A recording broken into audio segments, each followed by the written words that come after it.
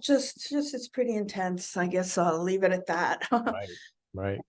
No, thank you for sharing. Yeah, it sounds like you're in a very intense, rapid process. Some it's more slow and gradual and subtle, but I think some of us, dare I say, prior to coming into this life, signed up for a very intense journey, and things just happen relentlessly to get this cleanup process sorted out ASAP, and that happens with intense triggering.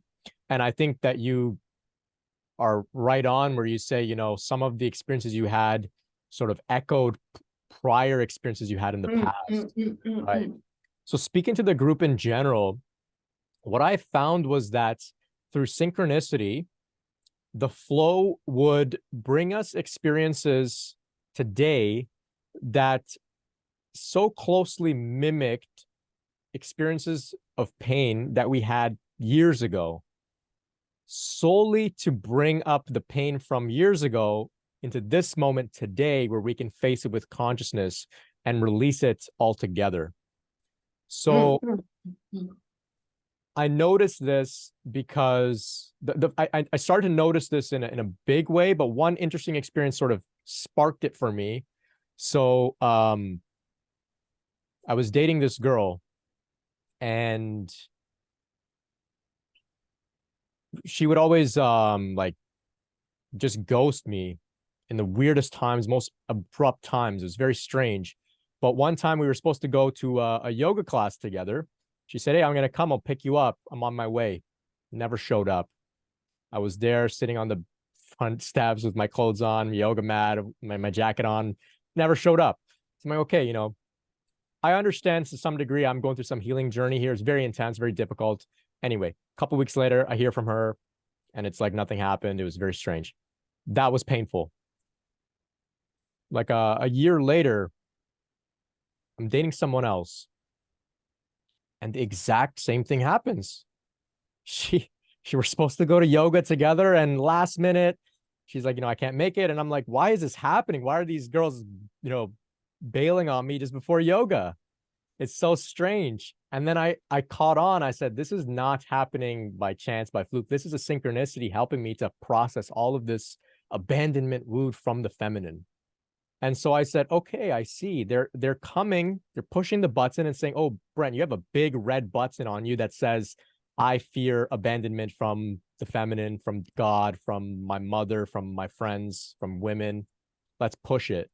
And every time they pushed it, they're like, "All right, let's see if this time you'll process that pain, or are you going to blame me?" And finally, I caught on. I said, okay, they're pushing the button that I'm walking around with this huge button. They're helping me, they're pushing it.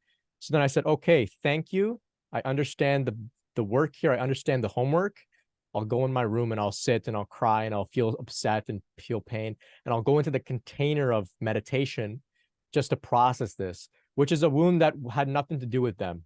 It's just a wound that was, I inherited ancestrally. My dad, his mother died when he was 9 days old.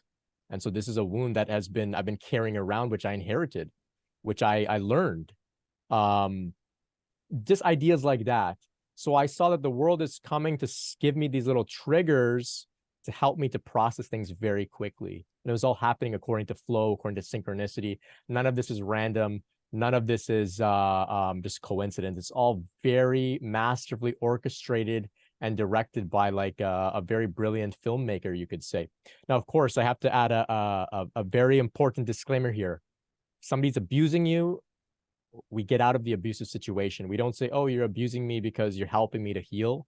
No, abuse is treated in the way that you would hope that your best friend would treat it. They get out, they seek help, they seek justice. We don't justify being in abusive situations by saying this is some sort of spiritual orchestration.